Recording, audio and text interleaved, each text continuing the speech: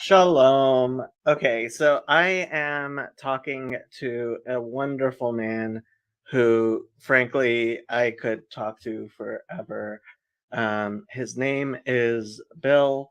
He is a very, very busy man who is taking care of a bunch of foster kids, and I spent a lot of time on him, a lot of time of his time talking to him, and he came on. Father Eric's channel and um and spoke to him, and frankly while he was talking it basically brought tears to my eyes. And he just said something to me that I was like, I need to get this guy on my channel. um he said, I'm too goy for synagogue and too Jewish for church. and and I was like, and in a very real sense, I have to say he is. And so I decided, okay, I'm starting this stream, and we took a little break, and to let him do, if he needs to, whatever he needs to do. I needed to get some water and stuff, and hopefully he'll be back soon. um, but I mean, I'm kind of glad he's not here. Here he is. Uh, the device isn't connected. Um,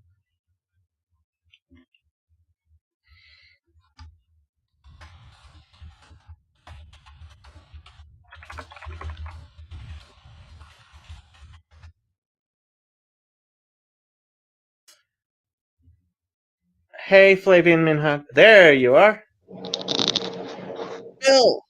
Yes, sir. So, I sang your praises while you weren't here because you couldn't, because I know you don't like people singing your praises, but um, you said something that just I was like, okay, other people need to hear him. You said, I'm too goy for synagogue and too Jewish for church. I Yes, think I got that right. yes, sir. Yeah. And now, let me preface that I'm not a Jew. I'm not claiming to be Hebrew and descendant. I'm not a descendant at all. But Yes. I come to Jesus through almost 6 years of reading the Torah and her prophets. And so I can't say that I see the what people call the New Testament through Jewish eyes, but I see it through a Torah colored lens. Okay, so I never read it. I've never read the Talmud. I am kind of Protestant in that way. I don't like extra biblical sources. Um, but nothing against the church fathers or the Talmud at all. And I'm saying that wrong, I know. First of all, you're saying it fine, and second, I have to tell you. So this is okay. Yesterday at Thanksgiving, I was talking to some family members about this stuff, and one of the things I was telling him is there are things in Judaism which are very hard for me as a Jew to tell to Gentiles, which includes, we don't believe you should read the Talmud. We believe you should just read the Tanakh like you have been, the Torah and the prophets, and that spiritually that is better for you. And for, like, it's hard for me, especially when I say to people, as a Gentile, you shouldn't be reading the Talmud. It's not that I'm saying there's something bad in there that I'm afraid you're going to find out about. When I say that, I only mean, and I honestly only mean, so we were talking earlier about, fathers and different things for different kids, and how your experience as a foster parent has taught you that, yeah, you have to treat different kids differently, right? yeah, And that's like a very, very hard thing for me to explain, not just to Gentiles but to Jews as well. is this Jewish idea, and it's a very real idea, that there is a household of God, and I get very mad when I read somebody say that the Gentiles were adopted into God's house, because as far as I'm concerned, that makes no sense. Uh, can, Um, can yeah, I interject a minute? So, we're all children of God. All right, we are made in His likeness. Well, uh, yeah, we're made in His likeness. You can get into it takes a marriage to get His full likeness. But we don't have to go into that. But we're all made in His likeness. We're all His children, right? I don't buy the grafted in 13th tribe of Israel. I don't. I don't buy that, right? He didn't have to graft us in. There's no need for him to graft us in. We're all his children. We all come from Adam and then Noah, right? All of us. There's not a single person on this earth. The Nephilim aren't here no more. There's not a person on this earth that did not come from Noah. And even if we get into science says we all come from Africa, right? Which is we all come from the same place. Even science says it. So I don't. I just why would he need to why would he need to make a 13th tribe, right? Why do we need that? When we're his to begin with, you yeah, know. yeah. It's so funny. Like what some of the things you were saying.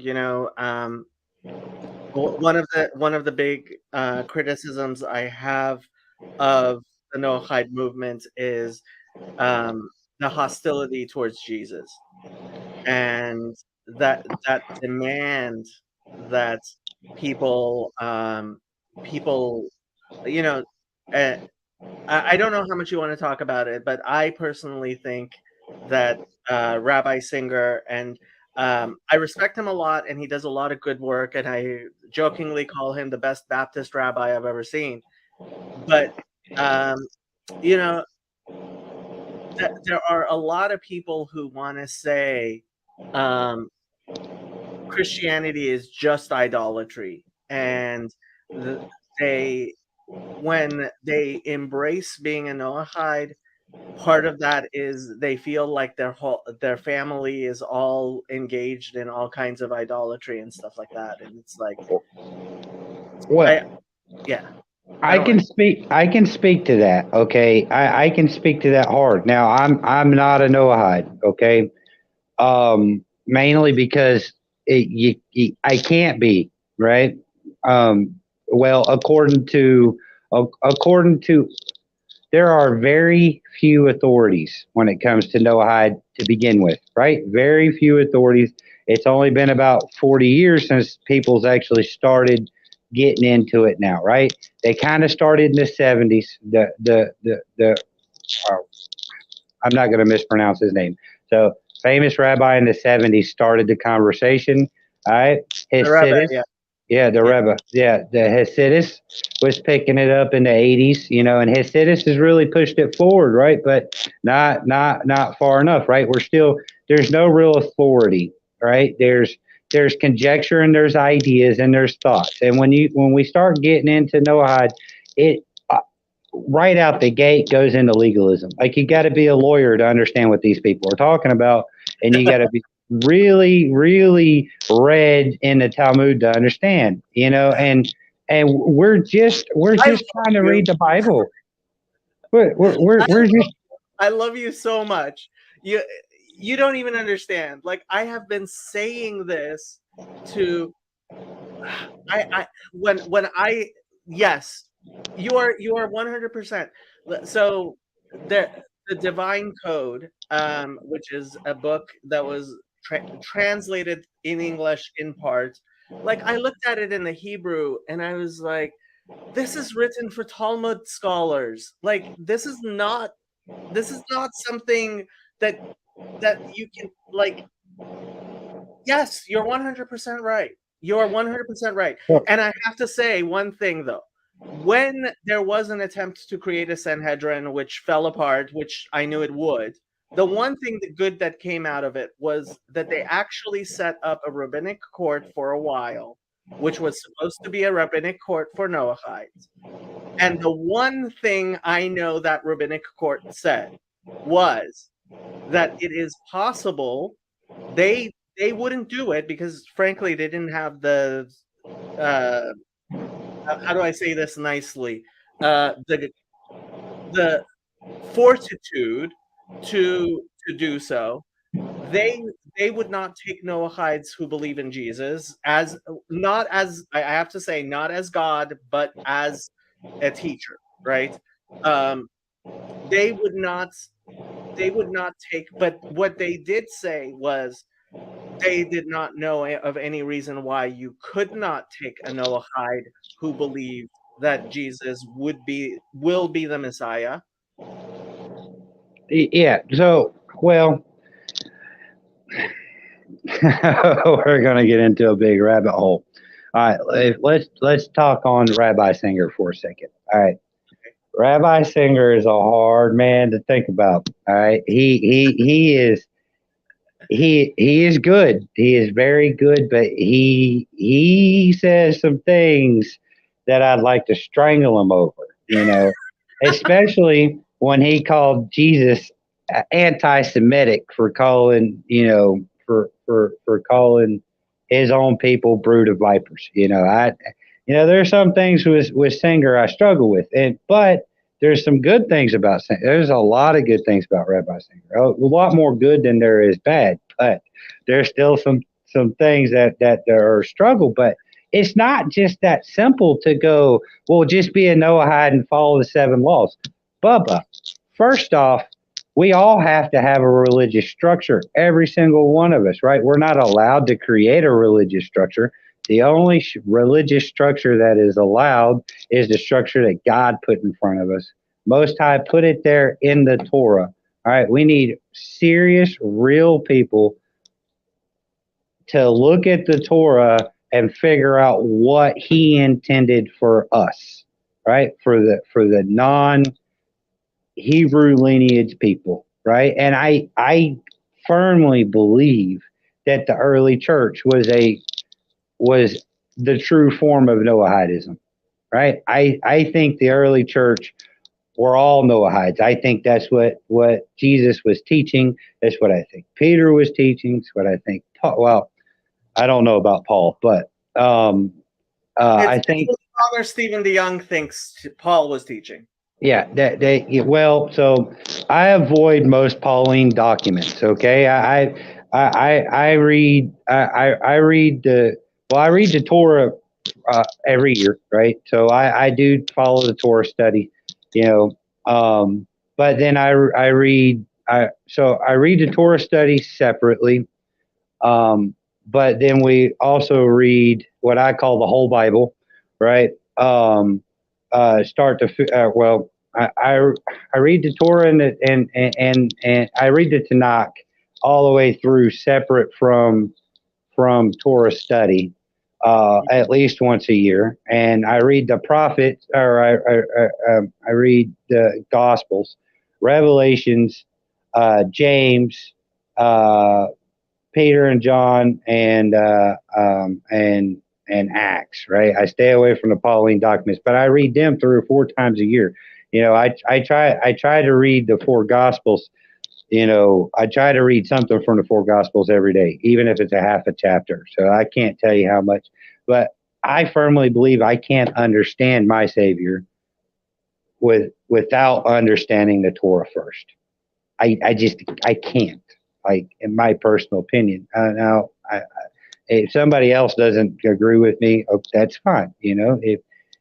But to back up a little bit, when I started with Jesus, I've caused my family a lot of grief when I became a Christian, because there's no Christmas trees are allowed in my house, because to me, Christmas tree presents, you're on your knees passing out blessings. That's idolatry. That's worship. You can't tell me it's not, even though they think it's pretty. To me, it's worshiping the tree. You're bowing in front of it and getting presents. I mean, how else can you look at it? And there's scholars that say, well, Christmas isn't actually pagan. Well, it might not actually be pagan, but the way we do it's very pagan. And the Easter bunny too. Now I grew up a pagan. I grew up a naturalist. And so when I'm on Easter, we're sitting in Easter, we got bunnies and eggs. That's fertility. Only God can give us fertility, nothing else. Why on the day that we're supposed to be celebrating, our Savior, his resurrection, we're celebrating it with trying to get with fertility? That makes a lot of sense. That makes a whole lot of sense. It's like, we got eggs. Okay, so who's having a baby? Oh, we got bunnies. They mate like they create a lot of babies. Why are we thinking about fertility and trying to draw people in with fertility when we're talking about someone dying and resurrecting, right? I've caused a lot of grief with. I hear you. I want to answer one thing. Flavian Minhag said the Tanakh cannot be understood fully without the oral law, including the Kabbalah. Why should a goy study the Tanakh when he will never be able to understand it? First, let me please explain. I use the term goy because it is not a derogatory term. And if you yes, there are people who use it as a derogatory term, but the word is used in the Bible not as a derogatory term. It's the First, nations. The goy is the nations. I mean, it. and frankly, I mean the only thing I dislike about it is it's actually an improper use of it. But whether or not you think of yourself as a Ben Noach, you certainly seem to me to be a Ben Noach. And the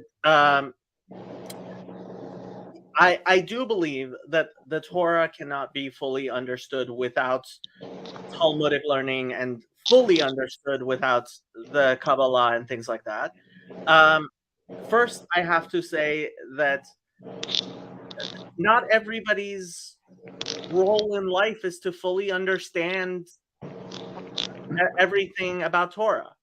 Um, we each have our portion, and um, I think it's beautiful. There's absolutely nothing, nobody. There is nobody within Judaism who can rightfully say that it's wrong for um, Gentiles to read the Torah, read the Psalms, read Proverbs, and get a lot of beauty out of it. Now, do I believe that is the full extent of being able? No. And this was one of the things I was talking to Bill about before we started recording is look, that the idea that Jews and Gentiles have to be the same doesn't make any sense to me. I think that when it says "Atem tihyu mamlechet kohanim," you shall be to me a nation of priests. There is a priesthood in being part of Israel, which frankly, the Gentiles I talk to are more comfortable with than the Jews I talk to. Yeah, I completely understand if you have to go though. Bill, let me know if you do. But I want to hear you out as much as possible because frankly, I think you're just meeting you has been a blessing in my life already, and it's only been a little while, and you are I have to say you have definitely been blessed in um, with a certain ability to show God to certainly to me, but I think to a lot of people through the way you have lived, and that has not been a life of being a perfect person. It has been the life of being a human being who has lived through a lot of difficult things. And like it says, a righteous man falls 7 times and gets back up. And as far as I'm concerned, you are a righteous man because you have fallen so many times and gotten back up. Oh, oh no, no, no. I'm certainly not righteous. You know, the Lord dragged me kicking and screaming to Him, and I'm gonna run after Him until the day I die. You know, um, hopefully my run is gonna be longer than His drag was. Uh, Um, I'll tell you one thing, Bill. I it's unfortunate, but it's inevitable that sometimes you're going while running after him, you're gonna fall. oh You're gonna yes, sir. you're gonna Oh trip and fall, and all you can do is get right back up again. yes, sir. I agree with that. I'm gonna keep falling, and and it's a struggle without having without having a community that you can, you know, uh, that understand the way that you see things. Instead, it's always a fight. One thing I'll say is though, a lot of the things that I've done over the years, I wouldn't have been able to done without the infrastructure of the Baptist Church. There's a lot, and if anybody ever goes on mission with me, Baptist on a mission, you see it, right? The type of infrastructure that they can bring at a moment's notice. They rival FEMA, and there's a lot of good work for people. But with that said, uh, you know, what the person was saying earlier. It's like how. All right, so I don't understand this. For one, I don't understand why we have to know everything perfectly. Okay, the atheists, they do that a lot. I mean, everybody does it, right? Why do we have to be all this or all that? Our body's not all this or all that. We got skin, we got tissue, we got muscles, we got blood. All right, so why does our ideas have to be all this way or all that way? Nothing on this earth is one thing. It's a multitude of things that come together to loosely form something, right? So our society is a multitude of people that are loosely formed together, right? Why does my ideas have to be perfect, right? Yeah, I'm not going to understand the Torah very well. Okay, that's cool. Nobody understands the Torah very well, right? To understand small pieces, right? Yeah, there's going to be somebody who knows Leviticus 19 inside and out, and that might be the only person that knows it that well in all of existence of mankind, right? But he's not going to know Leviticus 18, you know? Um, so to make a statement like that, I think is kind of, I don't want to use that word. So, you know, It's a little silly. it is silly. Also, if the Hebrew people are supposed to be priests, all right, but us common folk aren't allowed to read the Torah, who are you going to be priest of? Who are you guiding? Who are you showing the way if we're not allowed to be part of it? Who are you showing the way if we're not meant to know the secrets? Like that whole train of thought is stupid, right? Makes no sense. Like you contradict yourself the moment you start even thinking about it. And I have to say that a lot of people have this concept that, for example, the rabbis like it's it's not it's not the rabbis who actually understand Judaism who are saying the silliest things.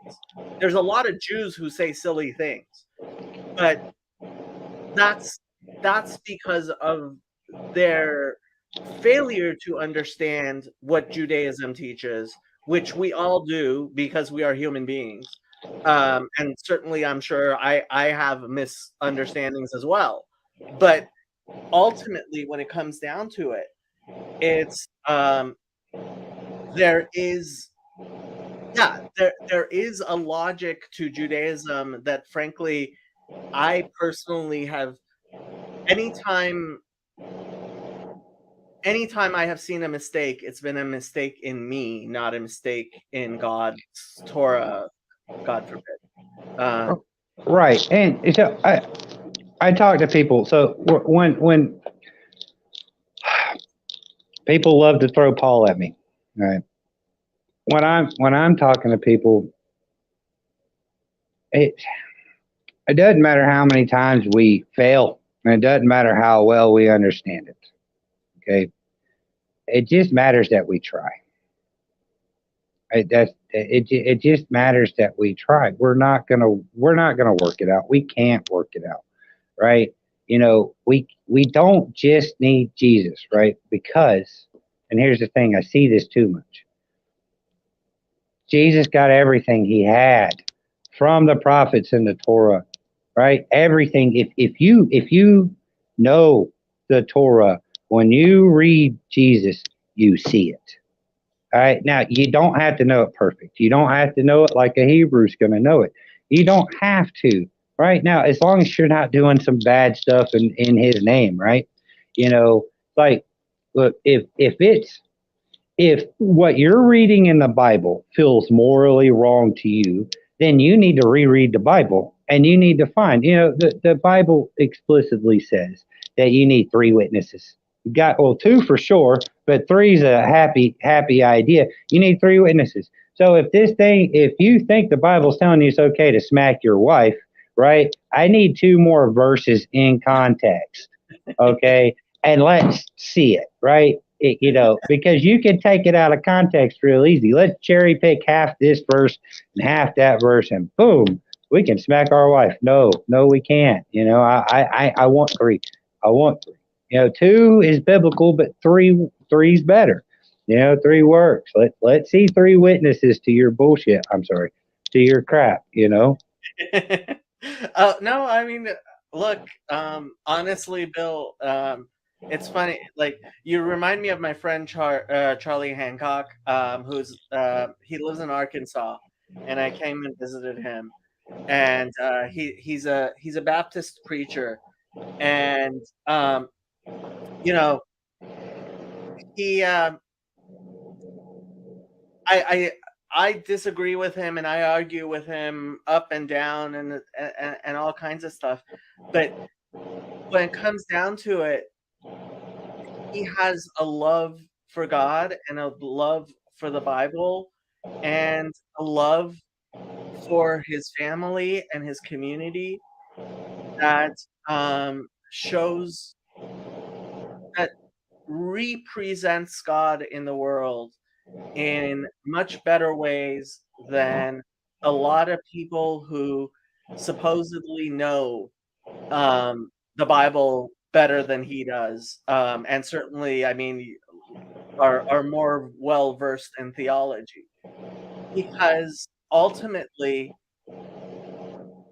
it's not about, and this is why I love starting every Bible study with a prayer and ending one with a prayer, because when we study the Bible, we don't study the Bible because we're trying to learn something the way, I have a textbook here for a class I'm taking, right? You read this in order to know what's in it. You don't read the Tanakh in order to know what's in it. You read it in order to better allow God's will and God's holiness to take over who you are as a person. And that's a completely different way of reading. And people who read their Bible like it's a textbook, they just don't get it. They just don't get it. Yeah, I've never been one that can do chapter or verse, and I listen to the Bible a lot more now because of how busy we are. But you know, there there there there's something about listen while you're working. So I'm a tradesman, right? So I get into some complicated things while I'm working, and sometimes, although my earphones are in, I might not actually be listening to what's in there, right? But that stuff gets in your subconscious, and like I said, there's just little verses that just pop up in my head all the time. No idea where they come from, but you know, our job is to seek, right? If we seek long enough, we'll be in the right place. Now, we really need people to help guide us, for sure. And I don't know how. for me, I know that to me, Jesus and Elohim are the same, right? Elohim is plural, right? To Okay. me, Elohim is plural, so I that's how I see it, right? I don't, I haven't quite figured out the spirit yet. I don't know it. No, no, but yeah, to me, I can't. For me, how we were talking about the bridge earlier. That's how I see Jesus. As the part of God that's bridging for me, right? For all of us. You know, but we can't have Jesus without God, and for me, I can't have God without Jesus. And there has to be a way to where we can bring scholars of the Torah, the Tanakh. There has to be a way we can bring scholars of the Tanakh that's coming at it correct, that can help our theology grow of how we can square Jesus away in this and not be idolaters. Okay, because in my personal opinion, most of Christianity is idolatry, especially praying to the saints. God, I've been trying to figure out where it's at, but there's a bit of scripture that I know it's in there. I just don't know where. That's to not put the dead before God, to not elevate the dead before the Most Yes. High. Okay. And Yes. But I have to tell you. Okay. So I'm gonna disagree with you a little bit. okay, oh, I'm fine. You haven't pushed back on me at all, so I'm here for it. So you, there is a way of viewing the saints which is idolatry, and which I think is unacceptable, and which I think not only Christians but even Jews fall into within Judaism, right? Um, and the the correct way, I think, the biblical way of seeing it, there's a verse in Psalms that says, "Tov miftoach b'Hashem miftoach bin divim." It is better to um, have trust in God than to have trust in princes, right? Now, it doesn't say it's better to have trust in God than to have trust in bad people, right? There's nidivim in princes, in good people, right? And there is there is a necessity for us to see God in the lives of human beings in order for us to be able to see God. If it Because God is beyond anything we can see. And Right. so when a human being represents God in their life, right? Mhm. And that's what so when Jacob says, when he's blessing Joseph's sons at the end of his life, he says, "Hamalach hagoel oti mikol ra, yivarech et hanarim b'shem avotai Abraham v'Yitzchak." The angel who saved me from all evil, um, bless these young ones, um, in the name of my fathers Abraham and Isaac. Right? So it's a very strange way of of blessing these these children, right? Why is he saying he could say God? Why does he say the angel which saved me from all evil? Bless me. And why does he say in the name of my fathers, right? Abraham and Isaac. And the fact is that we don't we all we very rarely connect to God directly. We need to connect to God through, for example, a Tanakh. And kiss my Tanakh. I have no problem kissing with my Tanakh, kissing my Tanakh. And if I am kissing the paper, if I am kissing the physical manifestation here, right? Then I am making a huge mistake, a very important mistake. But when I realize that this is a physical version of God's message to me and a representation of God, which can help me as a human being come closer, that that is how we end up connecting. Okay. And so if we look at the lives of saints and we see their godly actions and we look towards them, our ancestors, and frankly, the fact that somebody has passed away in some sense makes it easier to say, okay, this person lived a whole godly life. They're, I don't know what's going to be with any human being, no matter how good of a person they have been, what's going to be tomorrow. But I can look back at the lives of Abraham and Isaac and see a connection to God that I personally can't have directly with God. And I think that is something that in too much of Judaism and certainly a lot of Islam has gotten in the way of people having a real connection with God by seeing it in the lives of people who live good lives, in the lives of saints. Right, and there's no problem with venerating people who've done great works, especially after they're gone because they can't reap the reward then, right? You Right. know, but you're not going to ask Moses to. You're not going to pray to Moses and ask him to go talk to God for you.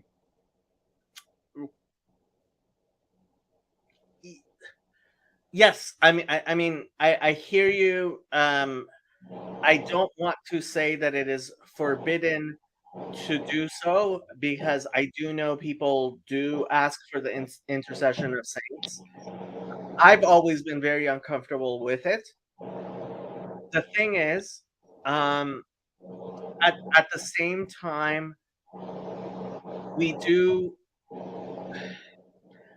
we do believe in the resurrection of the dead, and we do believe that Moses isn't completely gone from this world. Yeah. So, all right. So that this might help. So, yeah, I'm not claiming to be right here. Okay. That I'm not claiming to be right here, but I can't point in scriptures where, but I I I have an understanding that I think I got from studying the Bible that Mhm. we're when we die, we are kind of sleeping, right? It's not till judgment is when we're active, right? So, and then judgment, things happen. So, with that understanding, it's hard for me to think that somebody can intercess if they're sleeping, waiting for judgment.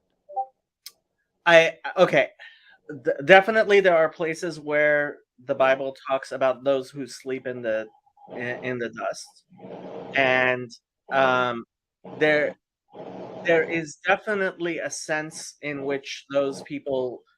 Um, First of all, I have to say, there's nothing wrong with asking somebody else to pray for you, uh, Okay. who's alive, right? Now, Right. the question becomes when you're asking somebody who has passed away, and um, and this does get into the type of esoteric things that we generally don't talk about publicly because they can be misunderstood.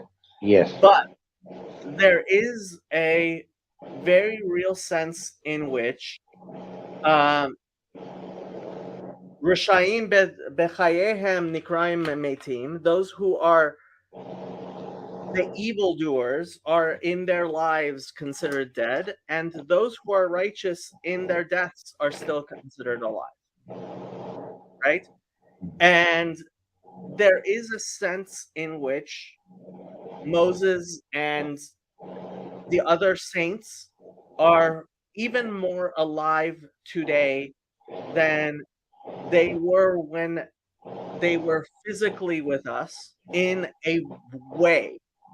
Okay.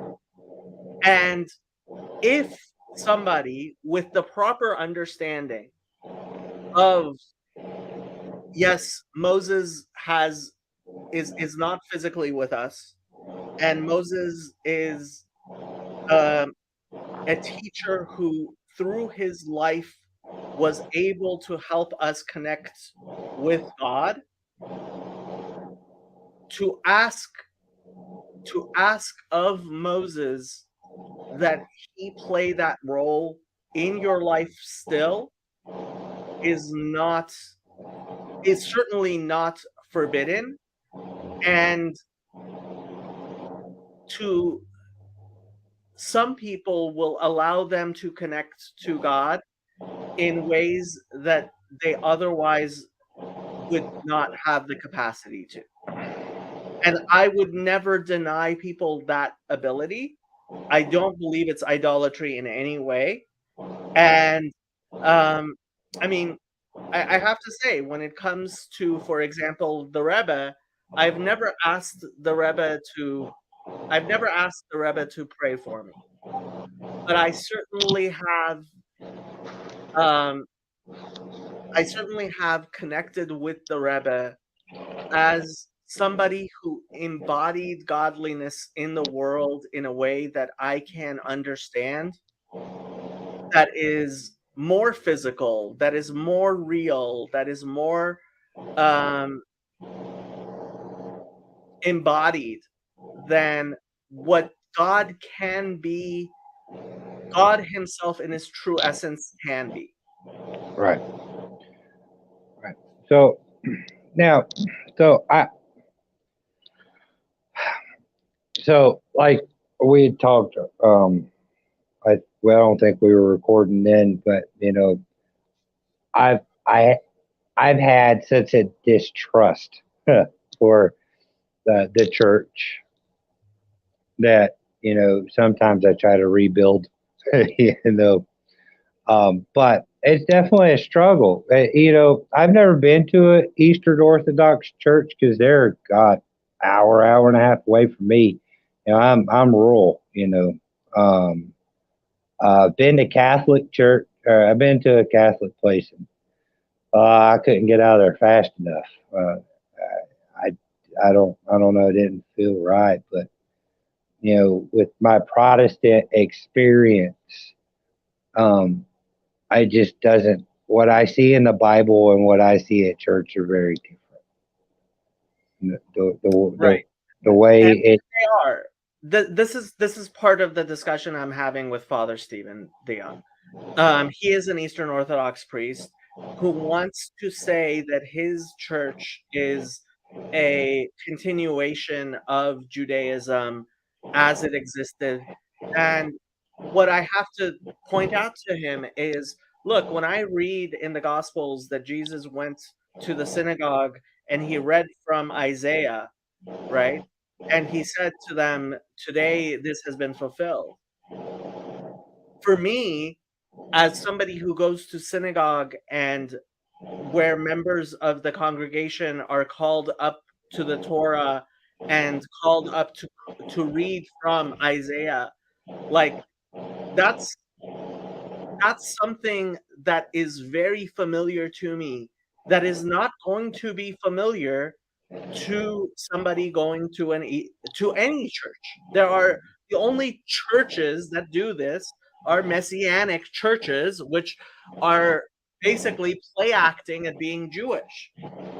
And I have to say, I so much love. I hope you don't mind me saying this. Rabbi Malot, you have to listen to this. So I hope you don't mind me saying this, but it's just such a beautiful thing.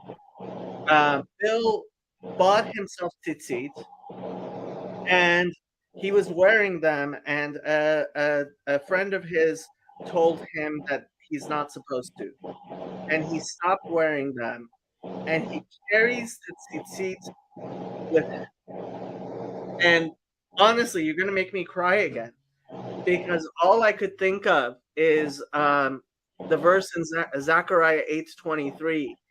It says, "This is what the Lord Almighty says: In those days, 10 people from all languages and nations will take firm hold of one Jew by the hem of his robe and say, 'Let us go with you, because we have heard that God is with you.'"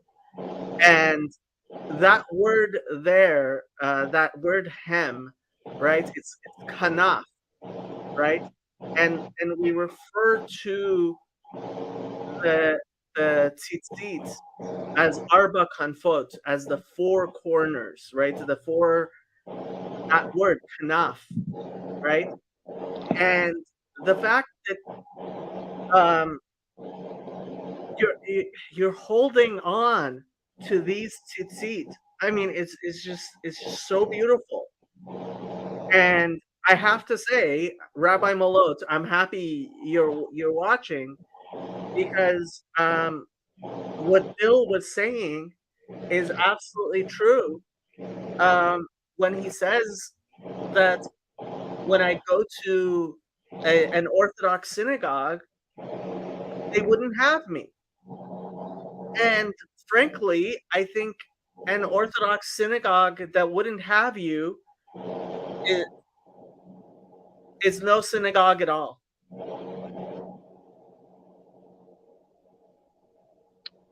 Well, I'm not gonna. I'm not qualified to make that judgment. I am. Any synagogue that will not let you in, that will not teach you, any rabbi who calls himself Bill. So Bill is Rabbi Malot. We will talk about Bill later, the two of us, because Bill is a lovely, lovely man who lives his life the way I wish I could.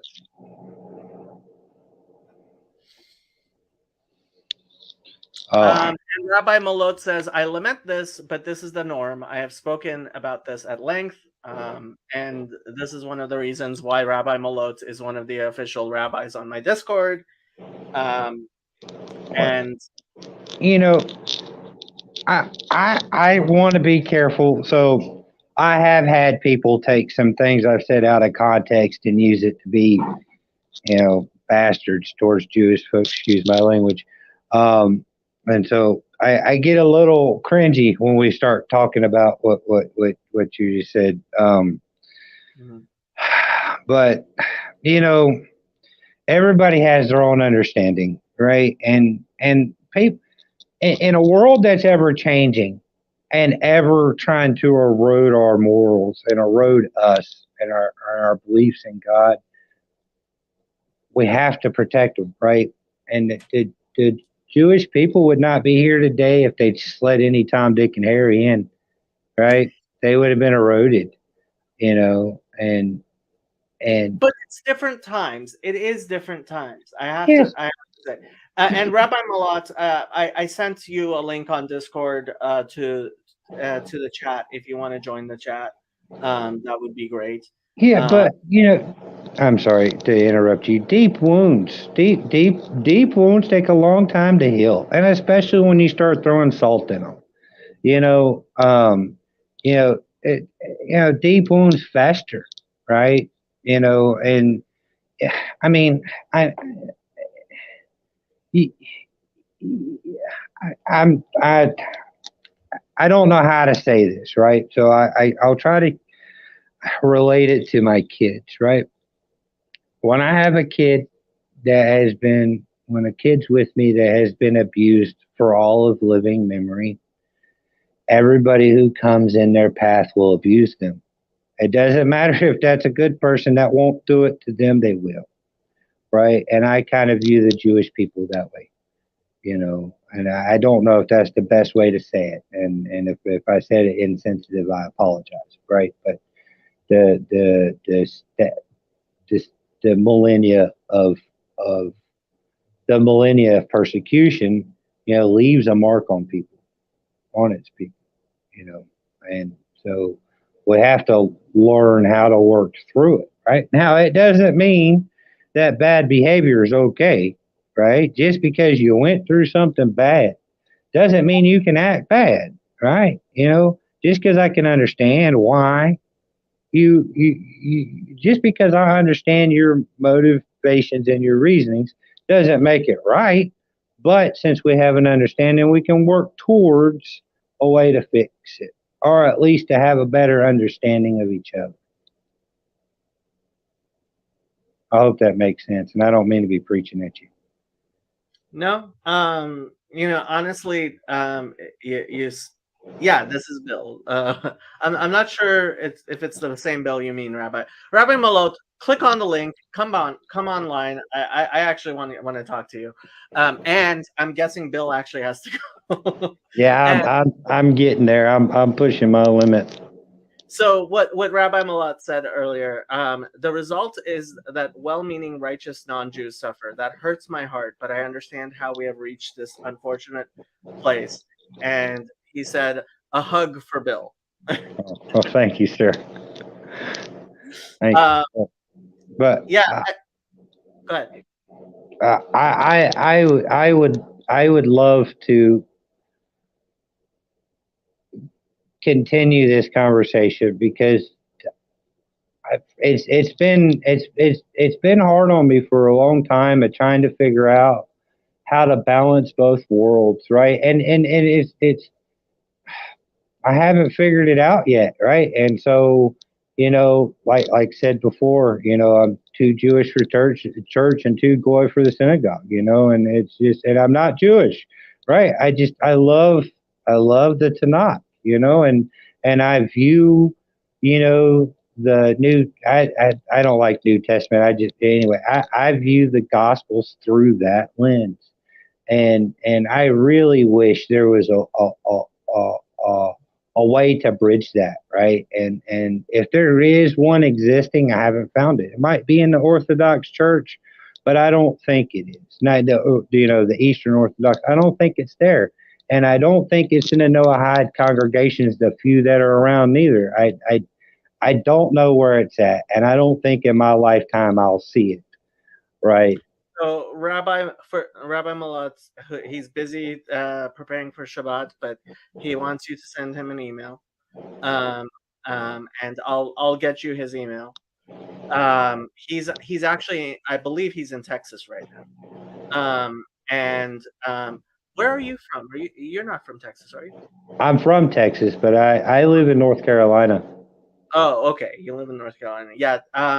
Look, I have to say it, and I've been saying it to a lot of Orthodox rabbis. We ultimately, I think, Orthodox Jewish synagogues have to open our doors.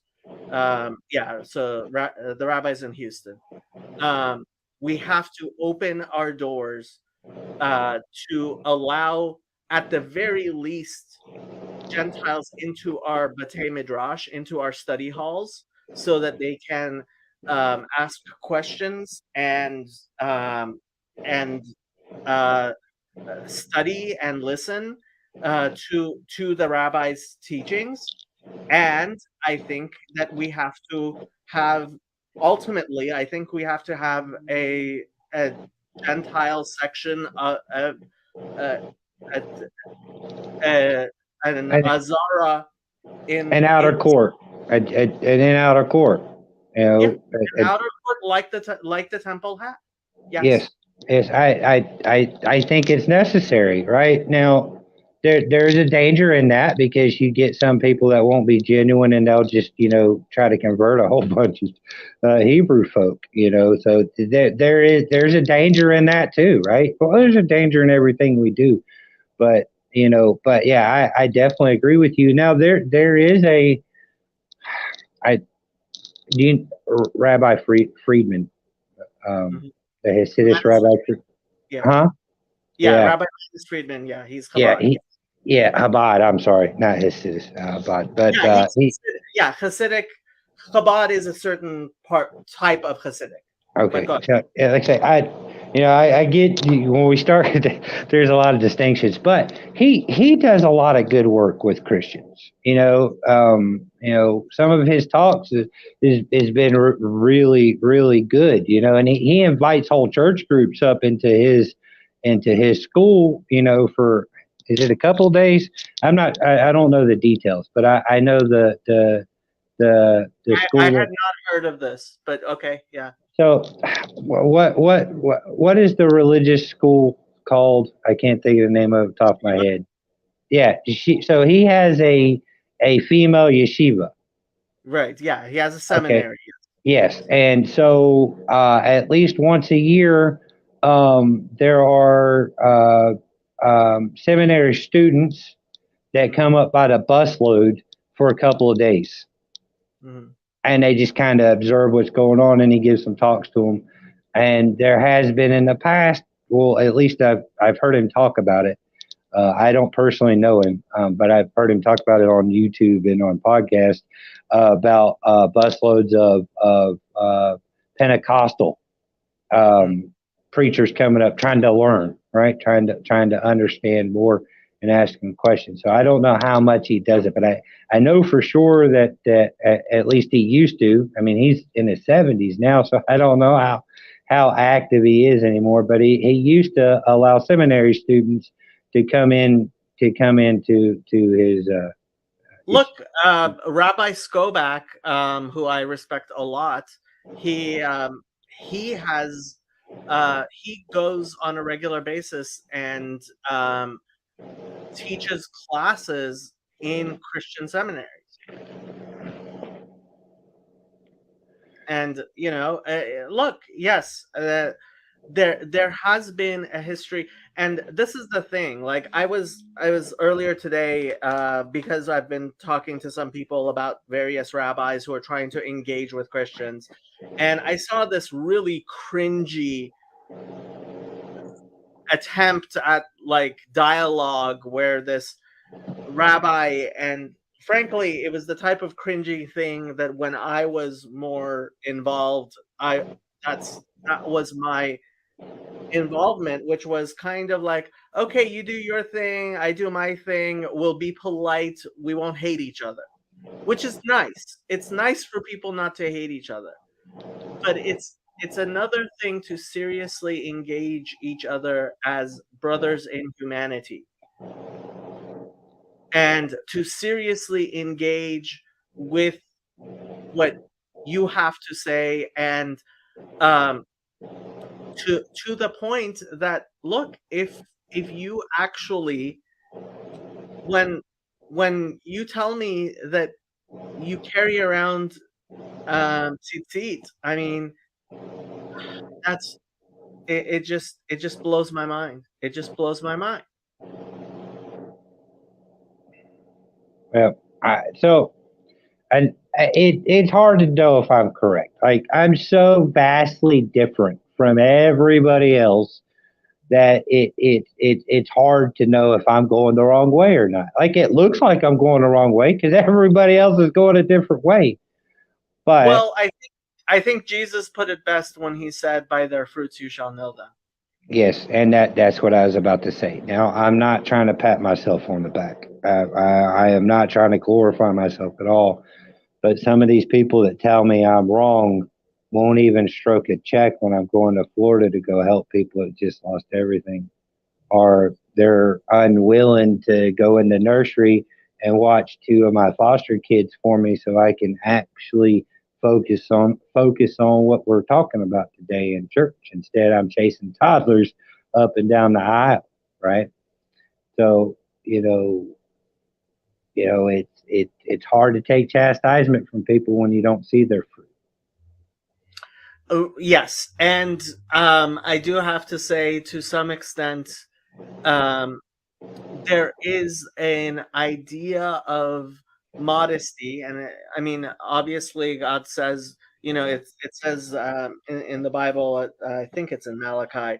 What does God want from you? Hatznea lechet im Hashem, to walk tanua, and it's a very difficult thing to translate. Usually, it's translated modestly or humbly. with God, right? And um, this idea of modesty and correctly placed modesty is a difficult one because there are times when um, it is necessary for somebody to stand up and say, um, "Look, this is the work that needs to be done. This is the work that I am doing, and I want I want other people to learn from this so they can also be out in the field." Um, Yes. you know, one thing I really do encourage you. You're already doing so much. Micah 6:8, Rabbi Millet says. One of I really, I mean, you're already doing so much. It's hard for me to suggest that you do anything else. But just speaking to you, if you have a little bit of time, especially when you're driving around, to make some videos and share with people the the experiences you've had, because you've lived a life that I think you'll agree with me has not been a life of being a perfect person, but it's been a life of um, having learned from a lot of mistakes. Yes. Yes. And Yeah. I was saying before, an intelligent man learns from his own mistakes. A wise man learns from other people's mistakes. And I think that wisdom which you have gained, um, as an intelligent man who's lived through a lot of the mistakes, but if you can find the time to share your what you have learned through your mistakes, um, and frankly, it's I have to say there's a bit of um, in Hasidic philosophy, it's called yeshut. It's There's a bit of pride in not, we certainly don't want to go around advertising our mistakes, um, but when we have regretted them and we have repented of them and we live in a life that is manifestly better, sharing your mistakes and the wisdom you have gained from in how to move away from those mistakes and how to live a better life. Um, I don't know if you're aware of Chad the alcoholic. Right. So Yes. yeah, I love Chad. He's a friend of mine, and he doesn't always say the things the best, and he doesn't always he's not a perfect man, but he has a lot of wisdom. And I like to say I want to be Chad the alcoholic when I grow up, right? Because um, I want that level of maturity. And once I told him, don't let this get into your head. I would the number one thing you did to get your wisdom was drink a lot. and but he's been through a lot of things and he's learned a lot of things, and he has a wisdom that it's it helps a lot of people to see a human being who has been able to fall so many times and to get back up. Um, and frankly, I think of you that way. Um, I like to explain it this way. I spent 23 years not learning from my mistakes, and the last 13 learning from them. Right. yeah. Okay, I am going to let you go just because I know you have kids. Yeah. Um, It's I, yeah. I just I'm pushing it. Yeah. I just want to ask you, just to take a minute, and if you could please say a prayer for me and for everybody else who's watching. Um, I would love to. I would love to hear a blessing from you, because you blessed my life already, and please leave us with a blessing. All right, I can do that. Uh, all right. So you want me to pray on camera? Okay. All right.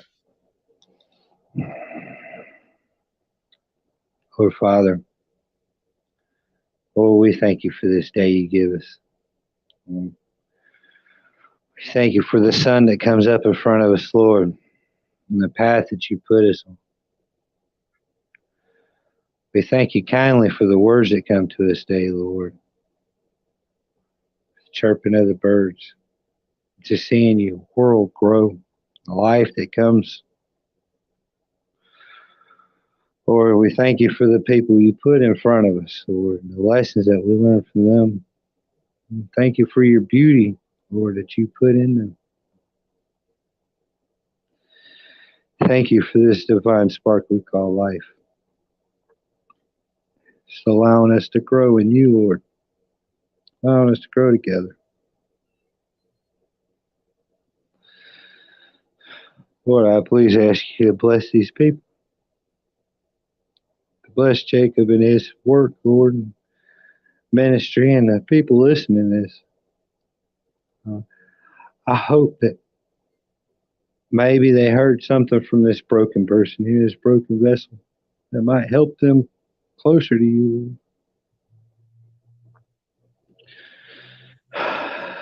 Thank you for the opportunities to just get closer to you, for chasing after you, Lord. Thank you for the path.